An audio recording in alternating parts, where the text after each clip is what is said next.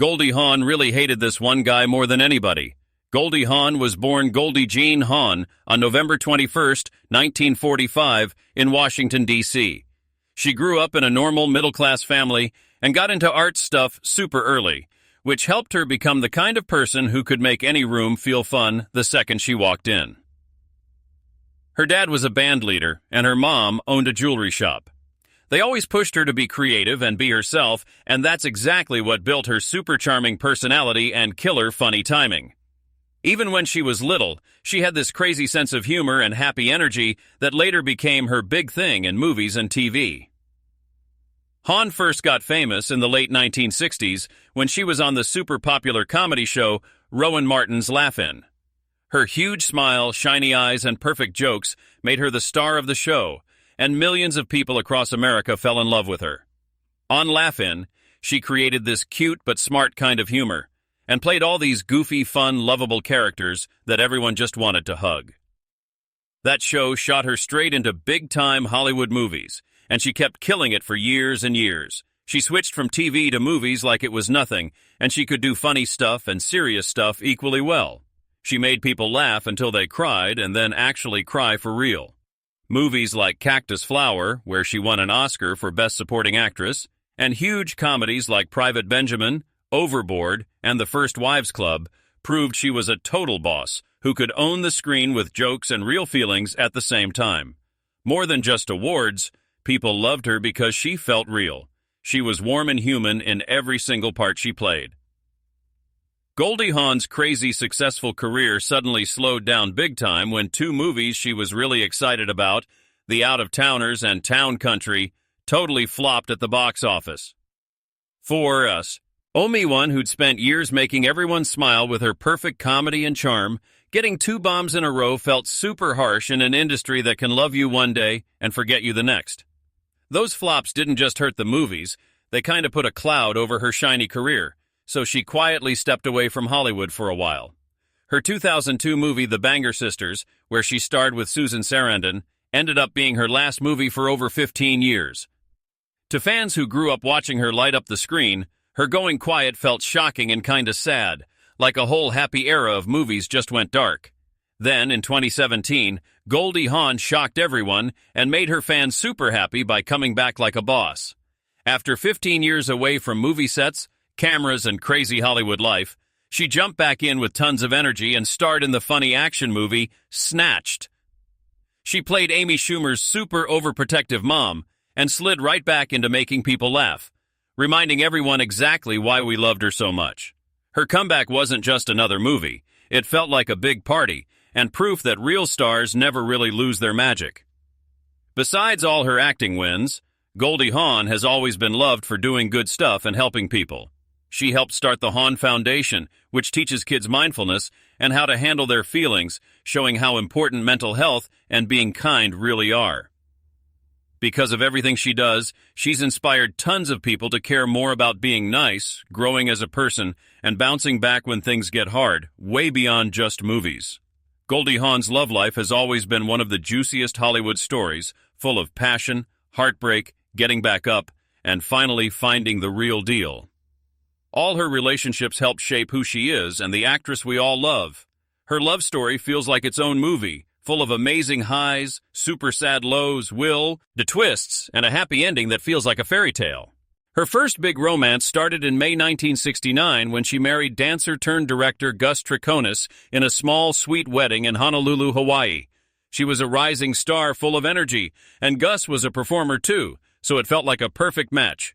Two creative people who got each other. But things slowly fell apart. By April 1973, they had split up quietly, and even though they tried to stay friendly, they were clearly going different ways. The divorce was final in 1975, and that closed the first chapter of her love life. After Gus, Hawn jumped into a bunch of new romances. She dated stuntman Ted Grossman, Swedish singer-actor Bruno Winchell, and the super charming Italian actor Franco Nero. Each guy was part of a different time in her life when she was figuring herself out and learning what she really wanted in love. Eventually, she got engaged to musician Bill Hudson from the Hudson Brothers.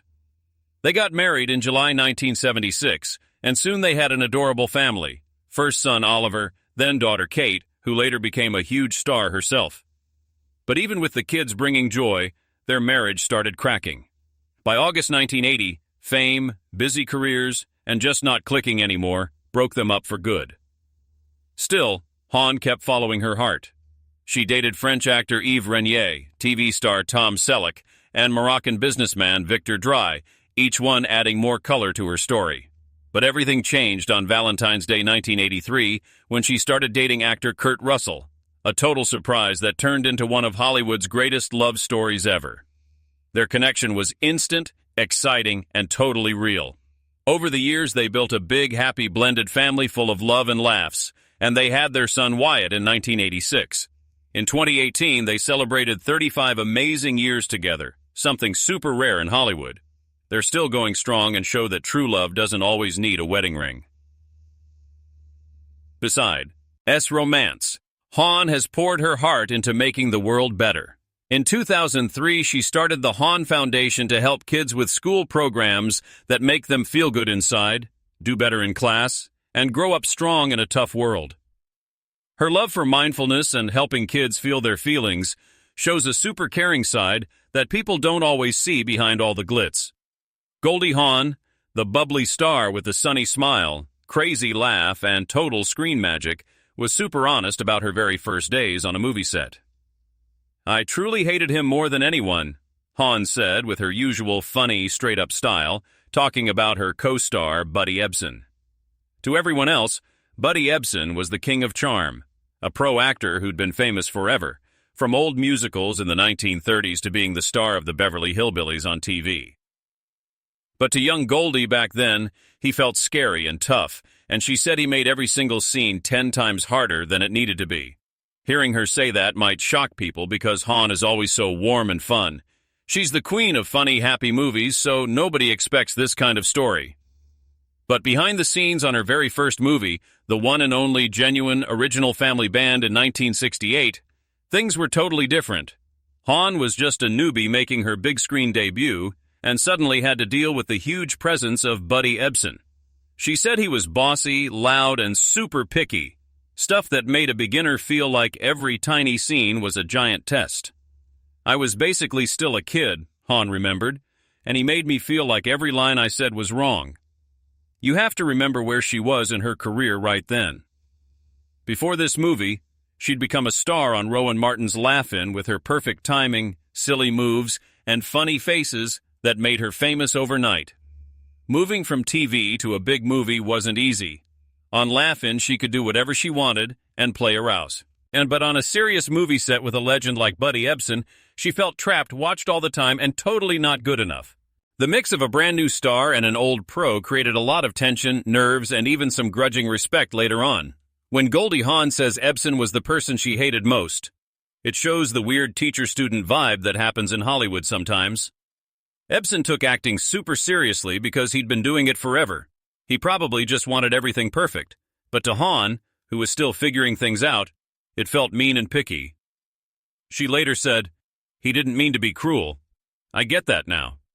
But back then, every frown or correction felt like he hated me and wanted me to fail." That early fight is actually pretty common in Hollywood. Old stars and new stars bumping heads. It can scare you and make you mad, but it can also push you to get way better. Even though it was rough, that family band movie was a huge turning point for Hawn.